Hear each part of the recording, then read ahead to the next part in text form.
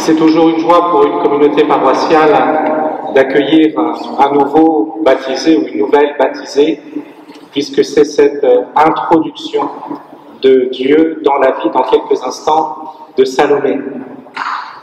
Cette vie de Dieu qui veut entrer en nous et qui demande notre liberté, qui demande notre réponse, qui doit être toujours selon une disponibilité et selon sa grâce. Que le Seigneur ravive en vous cette grâce, qu'il nous donne la grâce de la foi, de l'espérance et de la charité. Dans l'Évangile, le Seigneur rappelle qu'il est le Dieu d'Abraham, d'Isaac et de Jacob, le Dieu de la vie. C'est lui qui nous fait entrer dans sa vie d'éternité, pour qu'elle se déverse peu à peu au souffle de notre conversion. Demandons donc cette grâce au Seigneur, cette grâce de la conversion, pour ressembler toujours plus au Seigneur Christ. Ainsi, nous pourrons vivre pleinement ce que nous avons entendu dans la deuxième lecture. C'est lui, le Père, qui nous a aimés, qui nous a donné réconfort, qui nous donne la bonne espérance par sa grâce et qu'il réconforte vos cœurs. Si nos cœurs sont lourds ou alarmés, que le Seigneur vienne réconforter nos cœurs et qu'il nous affermisse. Saint Paul, nous sommes dans la paroisse Saint-Pierre et Saint-Paul, nous rappelle d'affermir en tout ce que vous pouvez faire et dire de bien. C'est-à-dire que l'amour du Seigneur soit affermi par tout le bien que nous pouvons faire et que nous pouvons dire.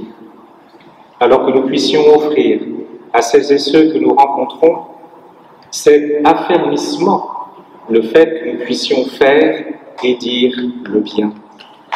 C'est cela la grâce de la conversion, pour ressembler toujours plus au Christ Seigneur, lui qui viendra combler nos cœurs à la fin de notre vie.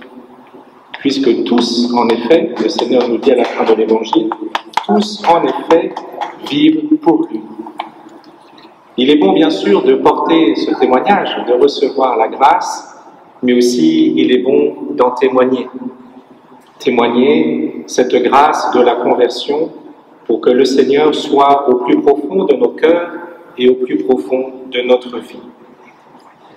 Cet après-midi, si vous pouvez le voir, je ne fais pas de la pub, mais vous savez, il y a une émission sur CNews qui s'appelle « Enquête d'esprit », où vous aurez le témoignage de Gad Elmaleh et de Fabrice Adjadj, qui racontent un peu leur conversion. On en a parlé, Antoine, déjà, de nombreuses fois, non pas de Gad Elmaleh, mais de Fabrice Adjadj. Et vendredi, Fabrice me disait, voilà comment, effectivement, c'est cette grâce de la conversion.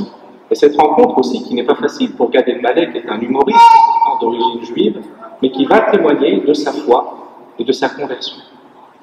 Et Fabrice Adjadj raconte que ce n'est pas parce que la conversion est faite, elle se poursuit chaque jour de l'existence.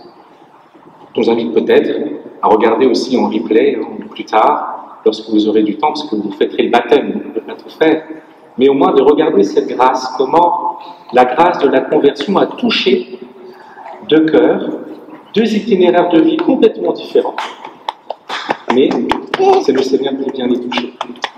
Qu'il en soit ainsi pour Salomé, pour chacune et chacun d'entre nous, pour témoigner que le Seigneur est bel et bien présent dans notre vie, maintenant et pour les siècles des siècles. Amen.